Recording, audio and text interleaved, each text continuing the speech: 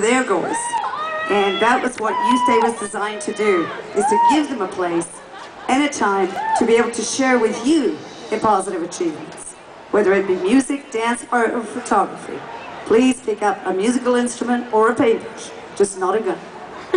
I'm also sharing with you tonight another idea, and I'd like to just publicly announce that I am founding a system called the TIE Card for all youth that get engaged in activities around our cities, in our communities, right across Canada, probably globally bound.